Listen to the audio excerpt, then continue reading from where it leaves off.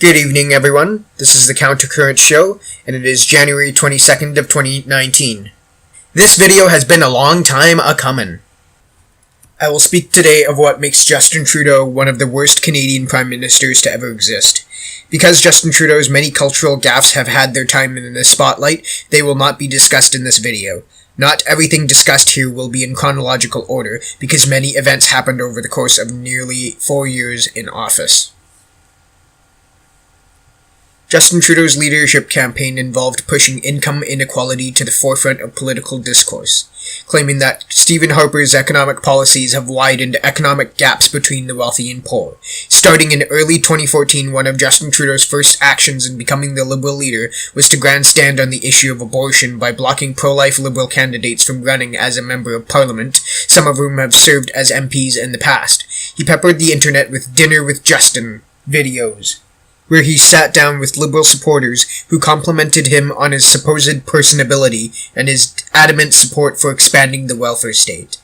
Those were put out as contests that donors to the Liberal Party could win. The first video consisted of a family in British Columbia dining with Justin Trudeau in their backyard. The family predictably concluded that Justin Trudeau was a cool guy to have a beer with or go fishing with. Another one was featured in either Central or Eastern Canada, where a nurse had dinner with Justin alone together, where she asked him essentially what he would do for the public sector. One would be hard-pressed to find these cringeworthy, self-aggrandizing videos now, as they appear to have been scrubbed from the internet. This set the tone for the rest of his political career onwards. Justin Trudeau made alliances with special interests, like Big Labour in the form of Unifor, the Council of Canadians, a leftist environmental organization, along with Unifor before it announced its support of Justin Trudeau, and Lead Now all led the ABC movement, anyone but Conservative, in the hopes of unseating the Conservative Party from power. To be clear, it was well-funded third-party advertising that ultimately won Justin Trudeau power in the 2015 federal election. Like Pierre Trudeau before him, it was the wave of discontent manufactured by third-party organizations, the mainstream media, and cultural revolutions that bolstered his support and ensures that his popularity continues to this day.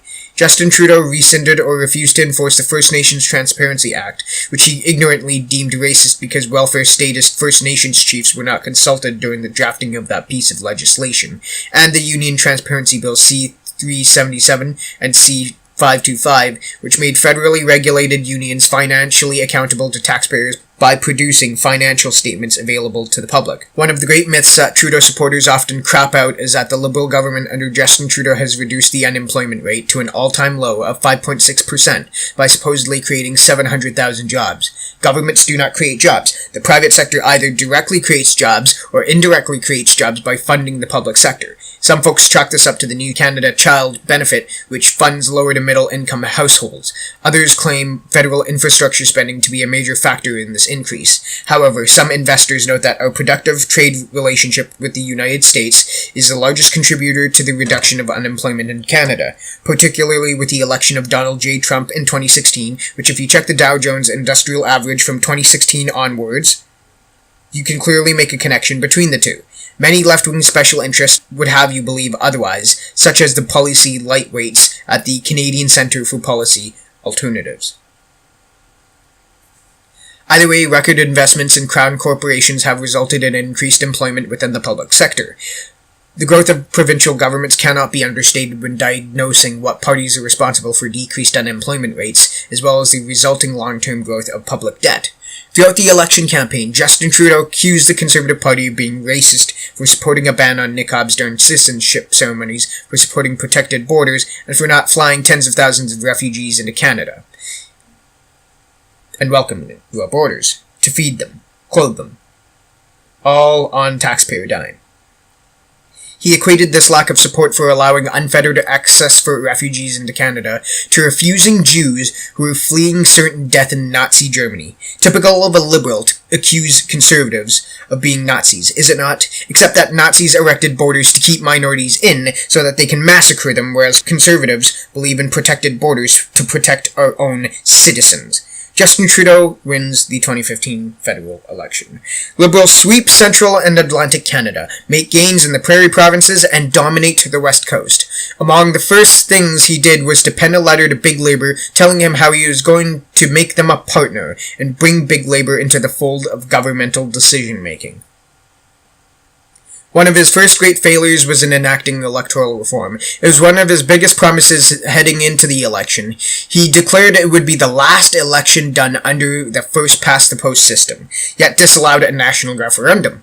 Instead, he formed an electoral reform committee with Maryam Monsef as its electoral reform leader. The committee's report stated that voters' preferences with regard to alternative voting systems were disparate. This led Justin Trudeau to declare the electoral reform effort dead and booted Maryam Monsef from her position soon after to another post. During one of his early town halls, he clearly stated, with regards to the energy industry, that his goal was to eventually phase out the oil sands to create this new green economy, which exists in his mind between adolescence and drug-induced stupidity. This was but a beginning of his government's opposition to energy projects across the country. Northern Gateway died, Energy East died, and now with the recent $4.5 billion buyout of the Kinder Morgan pipeline extension project, it is looking to die painfully as well. Federal spending is at its highest point in Canadian history, despite there being no war or recession to excuse it. Foreign aid spending has skyrocketed, with tens of billions going overseas to regimes and nations that both revile our values and hate our country. It is much easier to spend recklessly when you believe that the lives of the unborn are subject to the whims of a society that has thrown moral philosophy and deontological ethics out the window in exchange for extreme utilitarian ethics. Justin Trudeau prolonged the NAFTA renegotiation process by inserting his environmental, labor, and gender politics into the deal. Donald Trump has no patience for BS social issues, so he cast Justin aside for the time being. At the time. All that backstabbing and negotiating in poor faith by Justin Trudeau led to some heated exchanges between the two, frequently enough to derail negotiations between Canada and the US so much that a deal between the US and Mexico was reached before one was reached with Canada in mind. He also nearly sabotaged the TPP by getting into petty and poorly timed arguments with Shinzo Abe and got his trade minister, Chrystia Freeland, to cry her way into getting all EU nations to sign off on CETA. All of these trade deals, besides NAFTA renegotiations, were initiated by Stephen Harper. In fact, many economic policies and taxation policies have been left intact from the Harper era. Why? Because they work well enough. When Fidel Castro passed away, Justin Trudeau lovingly adorned his memory with a personal testimony about how well loved he was by the Cuban people he oppressed, shot at, and stole private property from. Not surprising, since Fidel Castro attended the funeral of Pierre Trudeau when he passed away. Justin Trudeau grew up a communist, and whether or not his policies reflect his personal values, the very fact that he declared China as his most admired state for its ability to flip its economy on a dime, for its centrally planned economy, clearly displays how affectionately he views a communist state. Equality is his ideology. That makes him evil. Al-Qaeda-aligned terrorist and supposed Canadian citizen Omar Khadr, who left Canada as a child with his violently anti-LGBT family, built bombs as an early teen. Involved in blowing up American soldiers, he was caught and detained in Guantanamo Bay. He sued the Canadian government in 2017 for $20 million, and an unnamed source revealed that Liberal ministers Jody Wilson-Raybould and Ralph Goodale awarded $10.5 million to Omar Khadr for his so-called wrongful imprisonment and mistreatment in Guantanamo Bay. This is clear-cut bullshit, because Omar Khadr was a child terrorist out of his own volition. His parents were terrorist sponsors, so he grew up in a terrorist household. Yet we are to believe that he deserved sympathy from Justin Trudeau. After all, Justin Trudeau declared that terrorists who fight for overseas terror groups should keep their Canadian citizenships. Really?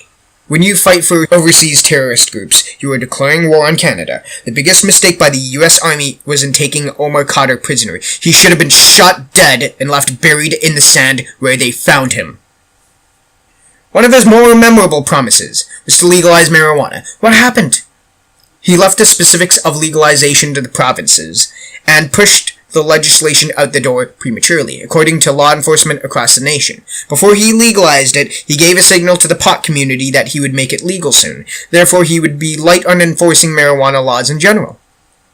As a result of using law enforcement to crack down on weed distributors early on in his term, when these weed growers were under the impression that they would not be arrested, Jody Emery said that things are worse under Trudeau than they were under Stephen Harper. Stephen Harper, the Prime Minister who allowed Mark Emery, her then husband, to be imprisoned in the United States. That is a very bold statement on her part. Turned out, because provincial governments mostly control operations like liquor distribution, with exceptions like Alberta where it is totally privatized, Justin Trudeau handed control of the weed industry to government. It was an excuse to grow government, generate more tax revenue, and tear at the fabric of hard-working Canada. Canada needs Justin Trudeau gone. He is a wretched individual who delights in inflicting pain upon conservatives and ultimately hates the private sector. He does not believe in the power of entrepreneurial, industrious, hard-working Canadians, but instead defers to career politicians and bureaucrats who steal from the working, middle, and upper classes and inundates the working, middle, and upper classes with their stupid ideas. He is a wealthy man who never had to make it big himself, instead sucking the life out of the taxpayers' teat to fund his reckless and wasteful lifestyle. He is no political moderate. He's bottom-feeding scum who has never had to fight true evil. Why? Because he represents true evil. He apologizes for it, grandstands on the graves of those who have died both for it and from it, and his MPs mock the suffering and deaths resulting from his refusal to accept energy projects. Make no mistake, Justin Trudeau is a big government Christian-hating secularist who, despite calling himself a Catholic, exhibits none of the qualities that make up a Catholic, let alone a Christian. He promises and delivers record deficits despite promising a balanced budget within the end of his term. He has either failed in his initiatives or fulfilled them in a way that directly attacks the moral fabric and financial integrity of Canadians. He cares not for the future, but solely for his utopian vision of his father's just society. That is Justin Trudeau. That is why you must vote him out in 2019. And the best alternative is the Conservative Party. The very party that was cast aside in 2015 due to the cult of personality surrounding Justin Trudeau at the time. Time will only tell whether or not his cult of personality persists to this day.